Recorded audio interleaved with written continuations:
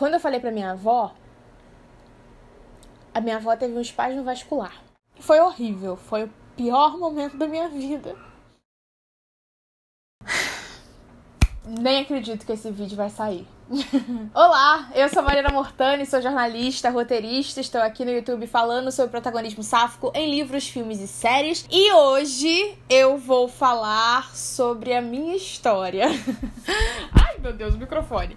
Tá, eu tô nervosa, como vocês podem perceber. Quem me acompanha provavelmente tá vendo como eu tô falando, eu estou nervosa. Eu tô nervosa porque eu demorei um tempo pra conseguir me abrir com vocês, né? E permitir, principalmente, que vocês vissem quem é a Mariana para além do meu trabalho. De primeira, quem é das antigas aqui sabe, eu nem colocava meu nome no canal, eu não permitia que as pessoas soubessem quem eu era, eu tinha um perfil pro canal, mas o meu perfil mesmo, o M Mortani, que hoje tá aí, né, aberto pra todo mundo, era fechado, eu não aceitava ninguém. E as coisas mudam, né, que bom que as coisas mudam, e são vários processos, e hoje a gente vai falar sobre um processo muito importante, que foi o processo de me assumir pra minha família. Esse vídeo tá vindo não só porque eu me sinto, apesar de estar nervosa, confortável pra falar com vocês, mas também a motivação é a série Sex Lives of College Girls, que é uma das minhas séries favoritas do momento, uma série que eu tô analisando aí com vocês no canal, então fica o convite pra vocês conferirem essa trama, conferirem os outros vídeos também. E no último vídeo eu analisei só o arco dessa protagonista, de um modo muito pessoal, obviamente, porque a Layton é uma personagem que tá aí no seu processo de aceitação, de se assumir pra família, de, enfim, se entender como uma mulher lésbica. E é na faculdade, então me remeteu muito ao meu processo e me deixou um pouco mais confortável pra vir compartilhar com vocês isso também. Mas é um vídeo que eu já queria fazer há muito tempo. Eu já fiz o vídeo de despertar lésbico, que é diferente, são processos diferentes. Aquele lá eu falo sobre como eu me entendi, como eu me aceitei. E agora eu vou falar sobre como eu me mostrei. Apesar da gente ter vários que a gente chama de clichês da comunidade LGBTQIA+, eu acho que cada história ainda é muito particular, né? Também não quero fazer esse vídeo pra falar pra alguém sair do armário, sabe? Eu recebi comentários de gente falando assim, eu saí do armário graças a tal vídeo seu, e eu fico com medo do que vai vir no resto do comentário, porque eu acho que cada um tem o seu tempo, eu acho que cada um tem a sua família, principalmente. Então, antes mesmo de contar a minha história, eu queria lembrar aqui que não é porque eu saí do armário cedo ou tarde que você tem que sair também. Não é porque fulano de tal se descobriu com 15 anos e viveu a vida que você com 20, 30 tá tarde. Sempre é tempo. Sempre é tempo pra ser a gente. O seu tempo é só seu. E tá tudo bem. No momento que você quiser esmurrar as portas dos seus armários aí, vai ser o seu tempo e tá tudo certo. Tá bom? Então, bom, vamos começar, né? Vamos começar e, como sempre, vocês sabem, likes, fica um convite pra vocês conferirem o meu trabalho aqui no canal. A gente tem muitas dicas de séries, de filmes, de livros. Eu sou mediadora do Clube Sáfica, um clube de leitura exclusivo para livros protagonizados e escritos por mulheres sáficas. A gente tem um Catarse pra vocês apoiarem. Vocês podem nos acompanhar mensalmente, participar dos nossos debates, das nossas lives. Enfim, tem todo o conteúdo gratuito aí das minhas análises e as minhas redes sociais aí nas descrições. Enfim, me acompanhem e me ajudem aí a alcançar 50 mil inscritos no canal. Espero que aconteça em breve. Bora começar!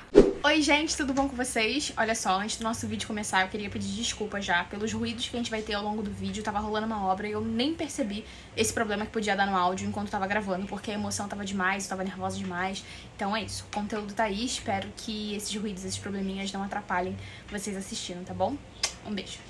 Bom, uma das primeiras questões que me deixaram conectada com a Layton é que ela vai se descobrir ou se permitir mais na faculdade, exatamente como aconteceu comigo. Mas uma das mudanças que a gente tem é que, bom, ela morava lá na faculdade, então ela tem um afastamento da família, e no meu caso, eu morava com a minha mãe e com a minha avó, e a minha faculdade não era tão longe, né, eu moro no Rio de Janeiro, pra quem não sabe, eu sou do Rio, sou carioca, e a gente tem uma cultura muito diferente, né, lá dos Estados Unidos, e Layton tem vários dos seus privilégios que eu não tinha, então acho que as semelhanças acabam sendo poucas, porém existem referências. E a principal delas é que a Layton resolve se assumir pro seu pai, principalmente, não é só se assumir pra sua família, se assumir pro seu pai, a partir do momento em que ela começa a cogitar ter algo sério com alguém. E isso é importante de falar porque ela não disse isso só... Eu não falo isso explicitamente pra ela nem percebe isso, talvez. Mas isso tá no processo dela, tá nas entrelinhas, e pra mim foi assim também. Então a minha coragem também veio a partir do momento que eu falei,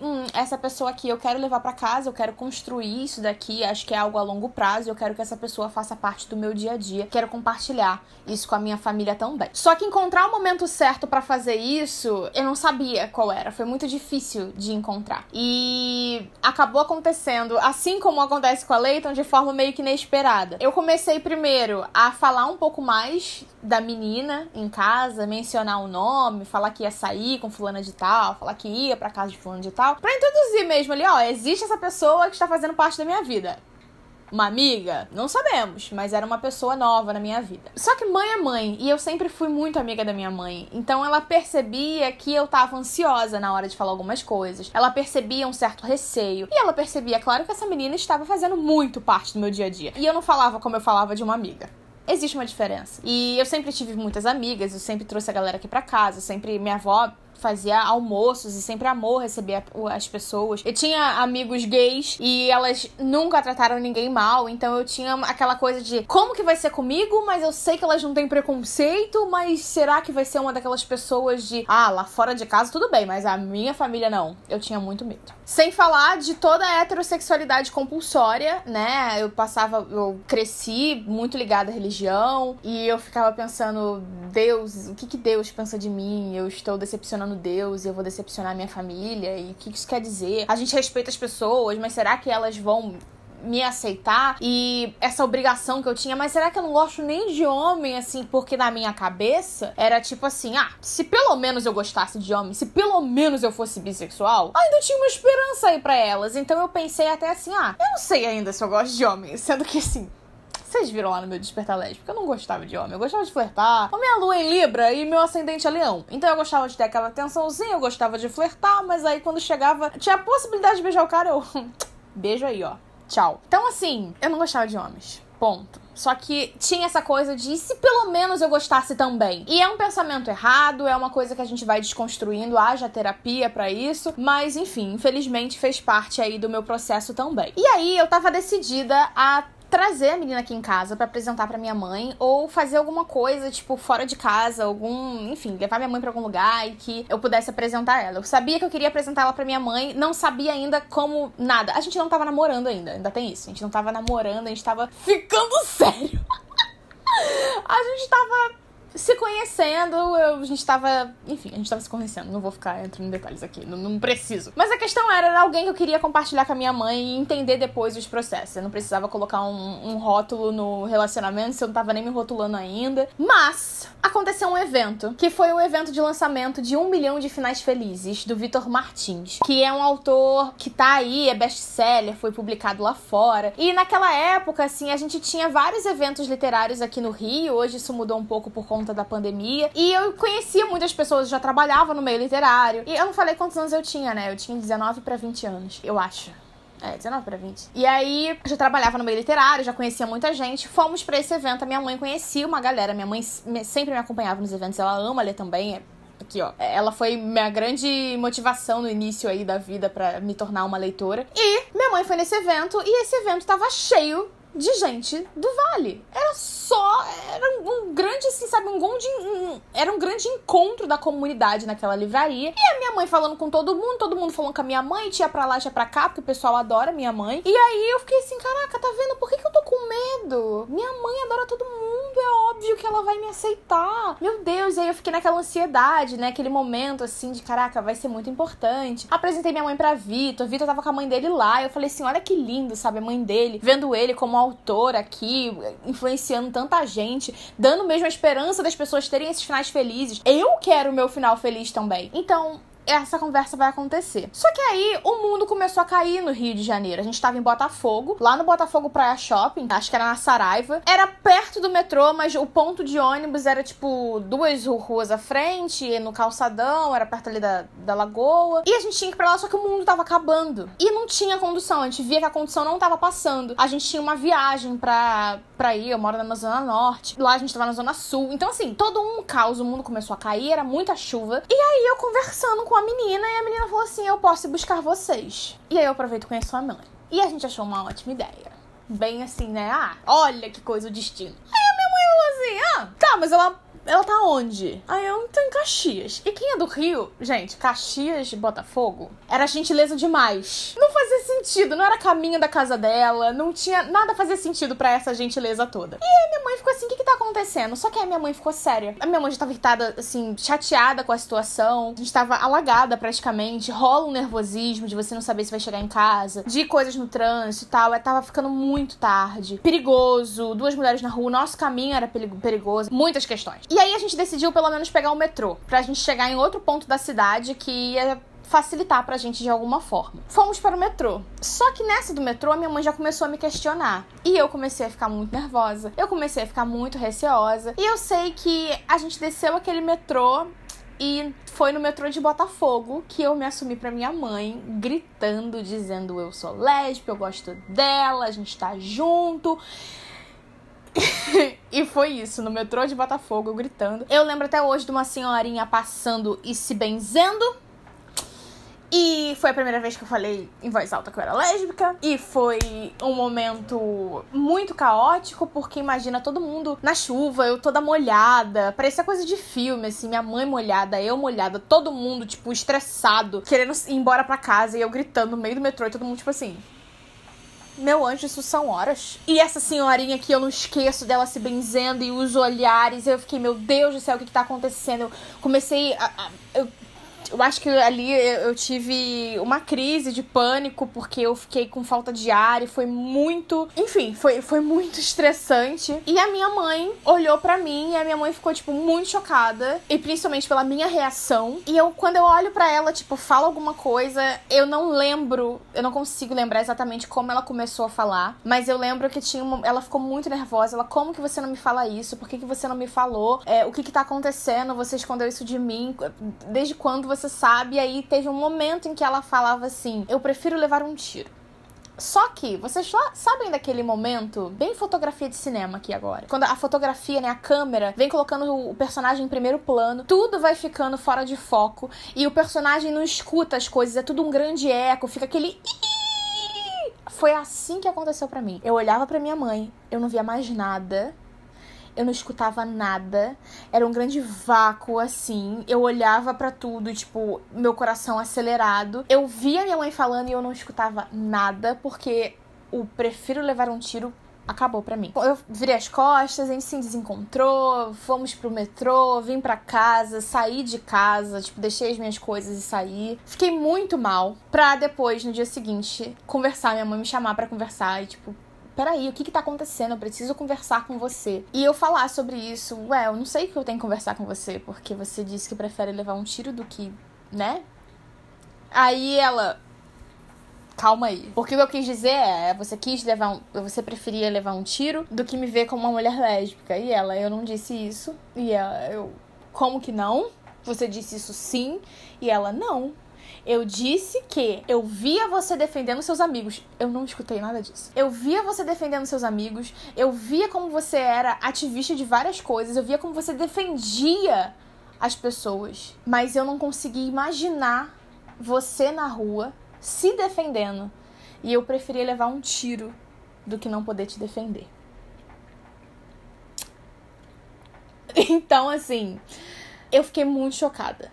Porque minha mãe falou tudo o que ela falou. E eu fiquei, gente, mas isso não faz nem sentido na minha cabeça. Pra mim, você falou outras coisas. E a minha mãe, tipo, não. E realmente, a minha mãe, por exemplo, o negócio de protesto e tudo mais, a minha mãe nunca me deixou ir sozinha. A minha mãe tava lá junto comigo. E ela, de repente, se sentiu fora de uma parte muito importante da minha vida. E ela ficou assim, caraca, quem vai te defender? Você defende os outros, mas...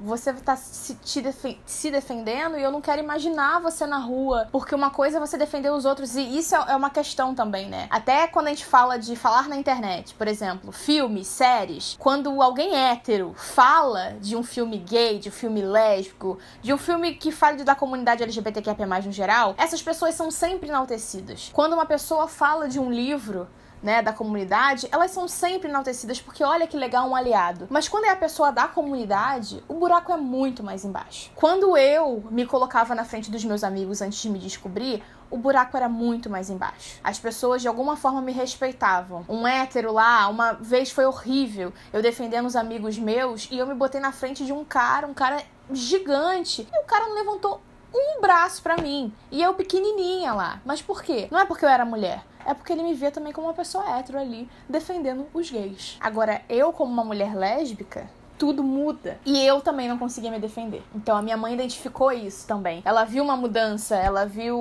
naquele momento ela encaixou tudo. E ela falou, caraca, quem tá te defendendo? Eu também quero poder te defender. Então assim, foi um caos essa conversa. Foi um verdadeiro caos, porque eu não entendi nada, eu não escutei nada, ansiedade, e aí, enfim. Choramos muito, nos abraçamos. Claro que foi um processo pra minha mãe também, entender as mudanças, a expectativa dela, e conversar de tipo assim, tá, e você quer ter filho? Ah, e você vai casar? Porque as pessoas imaginam que a gente é só bagunça. Então a minha mãe começou a questionar, caraca, você diz que quer ficar sozinha, mas você quer ficar sozinha mesmo? Ou você pensa em... Você sempre disse que queria ser mãe, você não quer mais ser mãe? Então a gente teve várias conversas nesse processo e a minha mãe era a pessoa mais importante pra eu falar. Só que tinha minha avó também. E a minha avó é uma pessoa de uma outra época, né? Então eu falei pra minha mãe assim, eu não preciso contar pra minha avó, porque pra mim vai ser suficiente que você saiba onde eu tô, que você saiba que eu tô na casa da menina, que você saiba que eu vou passar mais tempo fora de casa, porque eu não posso trazê-la aqui. Casa muito pequena, dividindo o quarto e tal, eu não vou ficar trazendo ela aqui. Então, eu só quero que você saiba, eu queria que você soubesse dessa parte de mim, era importante pra mim. Minha avó não precisa se estressar. Só que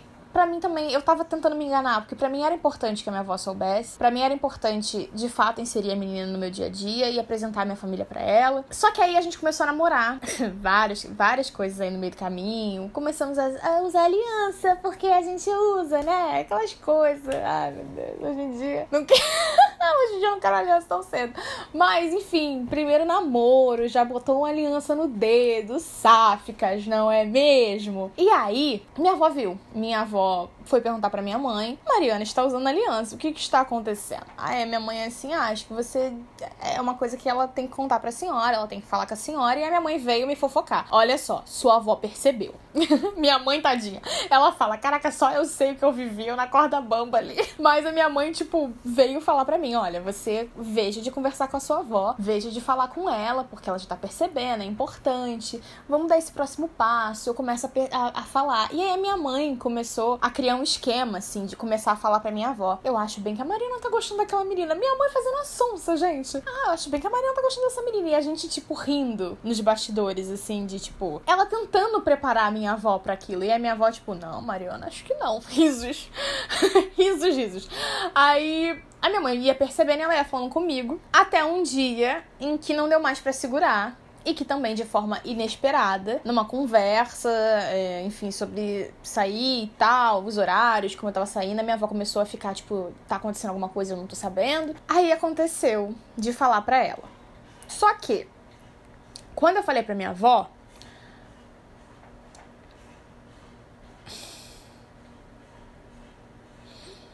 ai...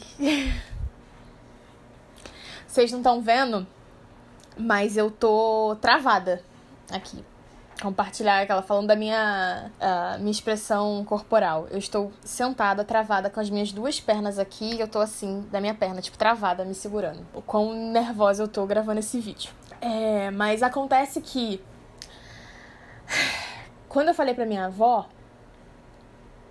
a minha avó teve um espasmo vascular.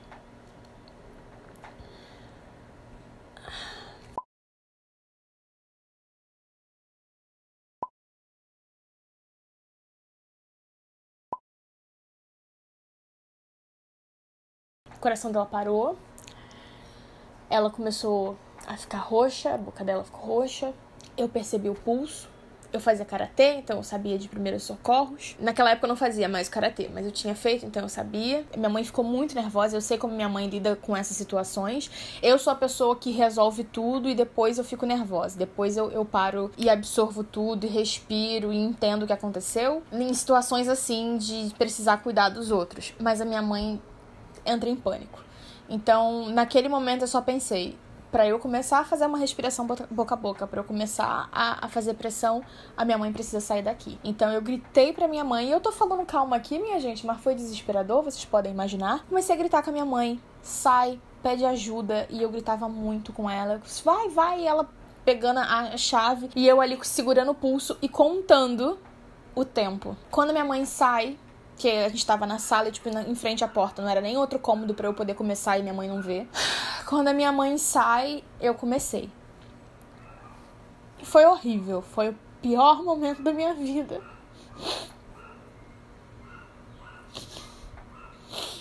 foi o pior momento da minha vida.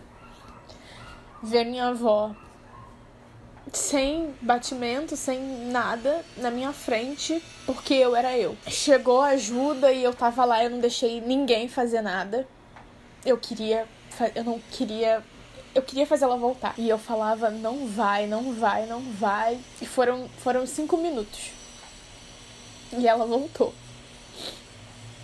Os médicos falaram, foi um milagre. Mas eu fiquei ali, meu braço, e eu tentando. Só que, pela questão do sangue, cérebro, enfim, a parada cardíaca, minha avó voltou como uma criança, precisando aprender a falar, a andar, enfim, fazer coisas simples. Ela ficou totalmente dependente da gente. E isso me fez carregar muita culpa por muito tempo.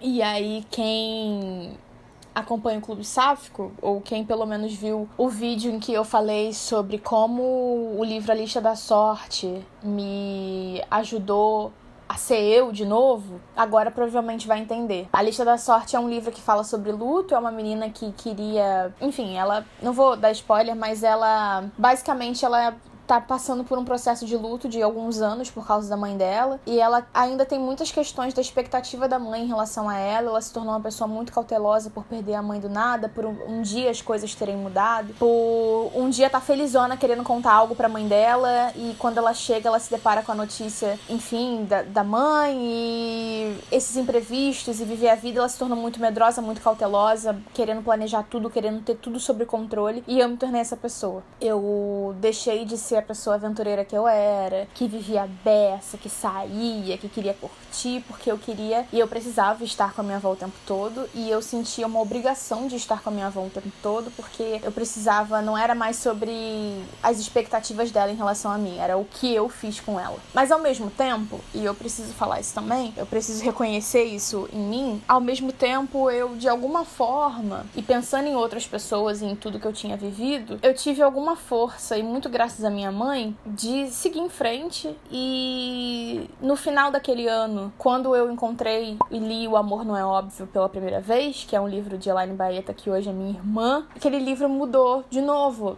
mudou na verdade pela primeira vez na minha vida, porque aquele livro e a minha mãe me deram muita força pra falar assim, caraca, essa daqui é a minha verdade. Quantas meninas não estão passando por isso, não passaram por isso? E se eu tivesse alguém pra me falar que tava tudo bem ser eu, e se eu tivesse alguém na internet que me ajudasse no meu processo? E se eu for essa pessoa pra alguém? E se eu falar sobre nosso amor na internet? E se eu falar sobre como isso é normal e bonito? E foi aí que eu fiz a virada, né, pro canal. Foi aí que eu decidi que eu ia falar só de protagonismo sáfico aqui. Mas aí veio a pandemia, vieram várias questões, eu fiz várias pausas, e foi esse ano mesmo que a gente fez a coisa acontecer, né? Mas nesse processo todo, que foi muito doloroso, como vocês podem imaginar, as coisas deram certo, estão caminhando. Minha avó fez as últimas cirurgias dela esse ano.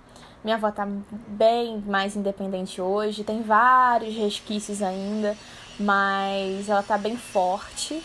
E é muito bonito ver esse processo acontecendo, principalmente nesse ano. Mas a minha questão era me assumir pra minha mãe, me assumir pra minha avó. Não preciso me assumir pra mais ninguém, tá bom, já fui, né? Minha cota acabou. Mas de fato eram as duas pessoas de fato que eu queria contar, era quem me importava. E eu tinha uma coisa dentro de mim, apesar disso tudo, que era que eu não queria me esconder. Mesmo com tudo que aconteceu com a minha avó, eu tinha uma coisa em mim de que, tipo, caraca, olha tudo que aconteceu pra eu, sabe, me esconder. E principalmente porque, assim, a questão da minha avó não foi um preconceito dela em relação a mim, não foi só o choque em relação a mim. E aí, isso também, muita terapia pra poder chegar nesse ponto, tá? Mas a questão não era comigo, não era só com ela, era a questão da sociedade em que ela viveu, era a questão de várias coisas, uma época de ditadura, pessoas que foram, enfim, que ficaram no caminho por várias questões, e lembranças dela, e lembranças assim, eu mesma sei como é que é você ver, tipo, as pessoas são mortas na rua.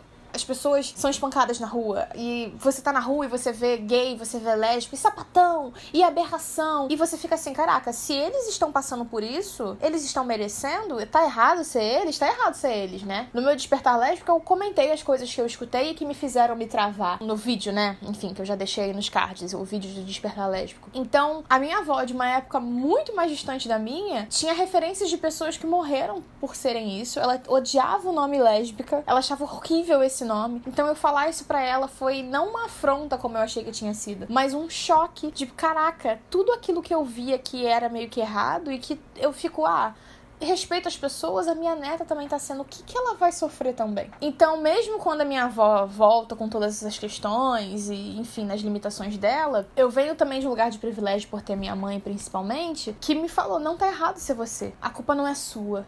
Então, eu tive um apoio também nesse caminho. Não foi fácil, obviamente. Principalmente lidar com as questões internas aqui, porque não importava ninguém falando que não era minha culpa. Pra mim, tinha sido minha culpa. Eu tinha falado, eu vi minha avó ali, e o que aconteceu? Eu quase perdi a minha avó por isso. Por isso, né? Por eu, enfim.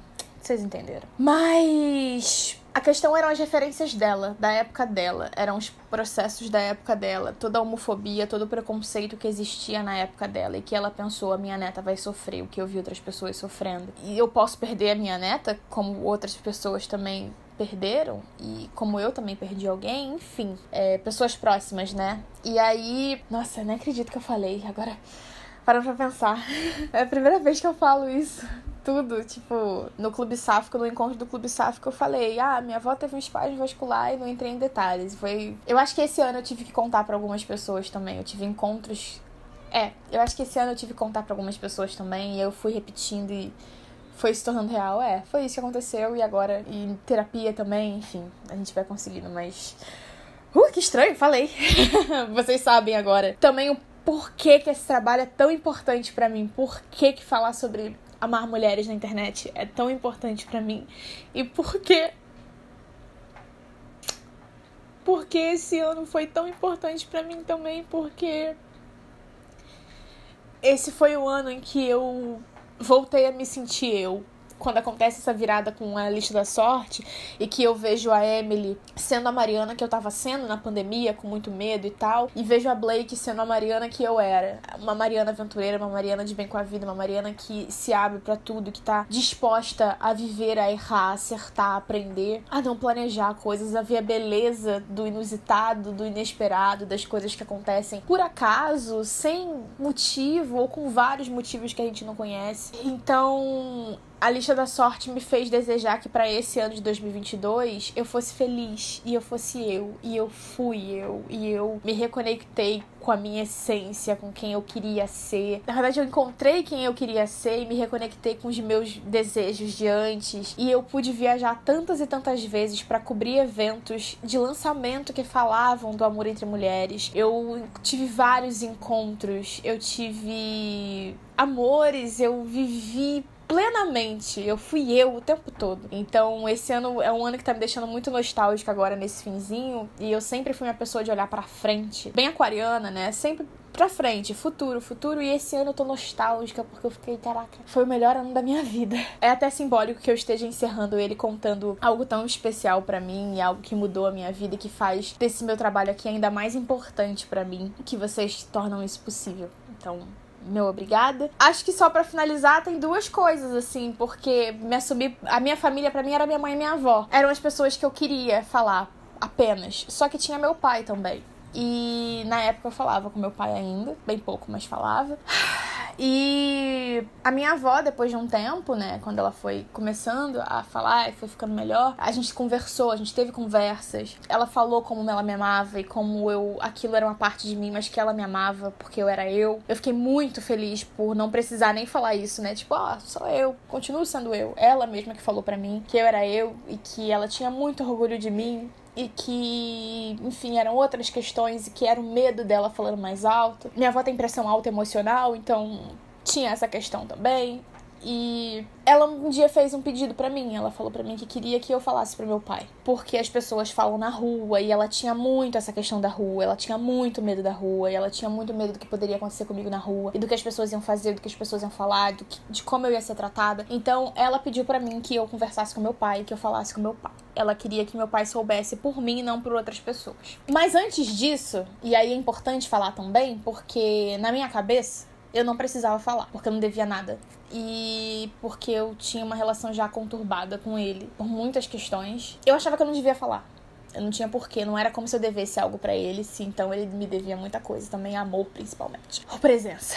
Só que aí, pra me dar uma força, a minha avó me fez uma... Não pense que ela fez isso para que eu fizesse com meu pai, mas eu digo que eu vi ela fazendo aquilo e eu falei, eu acho que eu posso também falar com ele. A minha avó falou pra mim que ela não queria que eu me escondesse mesmo, e ela disse que ela ia contar para a família, porque ela não queria que eu deixasse de ir em aniversários das pessoas, de primos, de tios, porque ela achava que se todo mundo estava com seus namorados e namoradas lá, eu também podia levar minha namorada. E isso foi muito importante pra mim, vocês podem imaginar, porque a gente sabe como pessoas da comunidade ficam anos sem poder levar as pessoas nas suas casas, ficam anos sem poder apresentar as pessoas. E aí ver minha avó, que morreu na minha frente praticamente, falar isso foi muito importante pra mim. Minha avó fez um lanche pra umas tias, primos e tal. E ela fez um anúncio. Simplesmente. Mariana está namorando. E aí todo mundo, que lindo, cadê? Pode entrar. Cadê o menino? E aí minha avó. E é uma menina. Aí todo mundo. Que horror, meu Deus. Como assim? Que? A Mariana? Nossa, a Mariana. E assim, eu era prima nerd, eu era prima que tava sempre já fazendo coisas relacionadas ao futuro, que focava no trabalho, que, não tenho tempo. E os namoradinhos, Mariana? Não tenho tempo. Tô focada nos estudos. Risos. Então, assim, todo mundo ficou muito em choque. Foi tipo assim, meu Deus, ela não apresentava os namoradinhos porque eram namoradinhas? Que horror, que aberração. E aí a minha avó simplesmente falou, eu não quero preconceito, eu não quero ninguém virando a cara pra Mariana. A Mariana é a Mariana que vocês conhecem, ela é a minha neta, ela é meu orgulho. Ela vai trazer a namorada nos aniversários. Era uma temporada de aniversários que vinha aí. Aí ela vai trazer a namorada nos aniversários. Eu não quero ninguém olhando torto. Ela vai apresentar, todo mundo vai tratar bem. Vocês vão cumprimentar, eu não quero ver isso acontecendo. Foi muito importante pra mim, foi um divisor de águas. Na minha família, eu fiquei, eu era a prima sapatão. A única assumida da família, sabendo que tinham outras várias pessoas lá também. E foi muito, muito difícil lidar com isso. Não pensem que porque minha avó e minha mãe me apoiaram foi fácil, porque não foi, porque era horrível ver comparações, era horrível ver uma prima que era bi, por exemplo, com um namorado e as pessoas falando mal, e ver primos que me jogaram também na cova dos leões, sabe? Antes mesmo da minha avó, é importante dizer isso, antes da minha avó fazer esse lanche, tinham contado já. Viram na internet, porque, como eu falei, eu não me escondi, mas viram na internet e foram fazer fofoca pra uma tia muito próxima de mim, que era muito especial pra mim, e ela tinha suas questões e foram me levar, deixa eu levar a Mariana aqui, deixa eu botar a Mariana, jogar a Mariana pros leões pra ver se vão me aceitar. E foi bem complicado. Então, enfim, passou. Né? Passou. E aí, foi só em 2020, dezembro de 2020, 20? Não, 19. Foi 20 de dezembro de 2019 que eu combinei de encontrar com meu pai. E a gente foi numa pizzaria, era próximo da onde eu fazia um estágio na época. Eu falei que queria conversar com ele. Ele veio e eu me assumi pra ele. E foi a última vez que eu vi meu pai. É isso, foi a última vez que eu vi meu pai. É muito estranho, mas enfim. Nossa. É muito louco porque meu pai é uma pessoa pública. Eu vi meu pai na TV já. Eu vi meu pai falando na TV que tinha 3 filhos. Mas ele tem 4. Oi, tudo bom? É isso, foi a última vez que eu vi meu pai. No dia 20 de janeiro ele me mandou uma última mensagem, falou que não ia procurar mais. Naquele dia ele conheceu a namorada. Nesse dia que eu falei com ele. Acho que ele lidou da forma dele. Ele quis conhecer. Não vou, também só falar que não quis e tal. E acho que o afastamento veio por outras questões, mas complicado. É isso, dessa parte eu não preciso e não quero falar, tá? Ok, precisei de uma pausa agora pra continuar, mas vamos lá. Deu bom, pior já passou. Pior com certeza já passou, nossa senhora. Nossa, passou demais. Mas eu acho que com esse vídeo aqui, eu queria lembrar vocês que realmente cada um tem seu processo. Queria lembrar pra vocês de respeitarem os processos dos outros. Eu tô aqui na internet falando sobre isso e eu acredito que muita gente não imaginava que isso tinha acontecido na minha vida. Obviamente eu tô tentando ser objetivo aqui, provavelmente esse vídeo já vai ser super longo, mas eu não tenho nem como tentar explicar o quão difícil foi até chegar no momento a divisão do espaço da minha avó até o dia em que ela falou que tava orgulhosa de mim. Os momentos entre não falar pra minha mãe e depois ver ela me ajudando pra falar com a minha avó e ver minha mãe me apoiando pra ver estar com outras pessoas e ver minha mãe me ajudando a família da minha ex-namorada a aceitar a gente, ver a minha avó me defendendo. Tem muita coisa que aconteceu e esse processo não foi nada fácil. E a questão da minha avó é um negócio que me acompanhou e me acompanha até hoje, principalmente por ver o que a minha avó que era super ativa, que naquele dia minha avó caminhava, gente, minha avó ia trabalhando, ia andando trabalhar, minha avó andava 4 quilômetros por dia e a minha avó era super ativa, mas em idosinha muito da ativa, e por minha culpa, tudo mudou. Então, assim, eu não tenho como expressar aqui o quanto foi difícil, mas também não quero focar nisso. Eu quero focar em falar que, ainda bem, eu tive a oportunidade de contar pra minha família e de, no meio de tanta coisa que aconteceu, ter um apoio sim. Também foi todo um processo pra eu entender que existiam expectativas em relação a minha família, mas que principalmente eu não era uma extensão da minha família, no sentido de eu não preciso ser o que eles esperam. Eu não sou o que eles esperam. Eu não sou, na verdade, exatamente o que eles esperam, mas eu posso ser outras coisas e eles podem se surpreender comigo positivamente. Eu sou um ser independente dos meus pais, sabe? Eu acho que é importante a gente falar isso, porque infelizmente existe muita expectativa de vários lados. Eu tinha minha mãe também como um exemplo de mulher que eu gostaria de seguir, que, gente, eu não vou seguir, eu não vou ser minha mãe, eu não sou minha mãe, eu sou uma outra pessoa e tá tudo ótimo nisso. Sei que às vezes a gente pensa que a gente deve alguma coisa à nossa família. Eu tive muito esse pensamento. Olha, a questão da minha avó, toda essa culpa que eu carreguei, que eu falei, não, eu preciso viver em prol disso daqui da minha avó, eu preciso fazer tudo acontecer porque a culpa é minha. E eu sei que por coisas simples como eles nos bancaram a vida toda, a gente pensa que deve alguma coisa. Mas se eu posso dizer alguma coisa de conforto pra você e que talvez esteja passando por isso, que não pode se assumir, que não tem o apoio da sua família, vai passar. E eu torço muito pra que passe. O tempo cura muita coisa, a terapia cura muita coisa, muito mais ainda. O tempo é terapia, o melhor com. Você vai poder curar muita coisa dentro de você se você também respeitar o seu processo. A gente se sufoca muito, infelizmente, por causa de outras pessoas, por causa da sociedade, por causa do preconceito, mas eu gosto de pensar que há um momento certo pra todo mundo. Então, se você aí tem a chance de começar a investir na sua independência financeira, pra poder sair de casa, pra poder viver a sua vida, faça isso. Pense em viver a sua verdade, não pense em corresponder às expectativas dos outros. Quando eu recebo muitas mensagens de meninas falando assim, você acha que eu devo me assumir? E isso é uma responsabilidade imensa responder uma mensagem dessa, porque eu não acho que todo mundo tem que se assumir. Eu acho que a gente tem que viver a nossa verdade. Eu acho que a gente tem que ser a gente. Eu acho que a gente tem que ser livre. E ser livre, pra você, pode ser livre sem falar nada pros seus pais. Você pode ser livre sem falar nada pros seus pais, porque a sua vida é a sua vida. Não tô dizendo pra ninguém aqui, não quero que isso vire um vídeo de, sei lá, ver um pai ou uma mãe falar, você está induzindo meus filhos a mentirem pra mim. Então, bota a mão na sua consciência e vê se você tá respeitando seus filhos.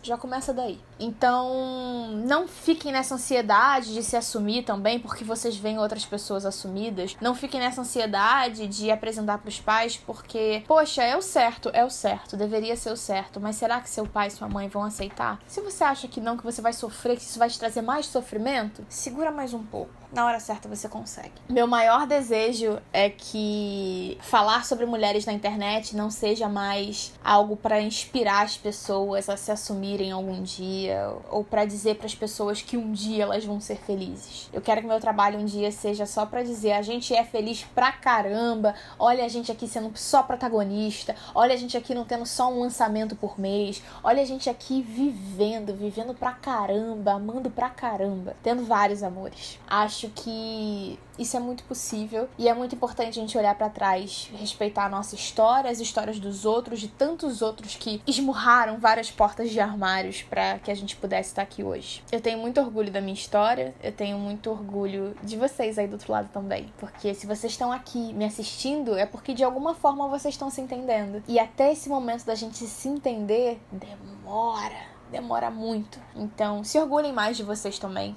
Se orgulhem da sua história, dos seus processos, dos seus limites. Nós somos pessoas bem diferentes e não tem uma fórmula mágica pra viver, pra se assumir, pra ser você. Se descobrir no meio do caminho e diariamente também é bom. Então, é isso. Espero que de alguma forma esse vídeo aproxime vocês um pouquinho mais de mim e faça vocês entenderem um pouquinho mais da Mariana que vocês já conhecem profissionalmente. Espero que vocês, quando lerem minhas histórias, quando verem meus vlogs e verem meus stories, meus posts nas redes sociais, vocês possam pensar, caraca, tá vendo? Deu certo.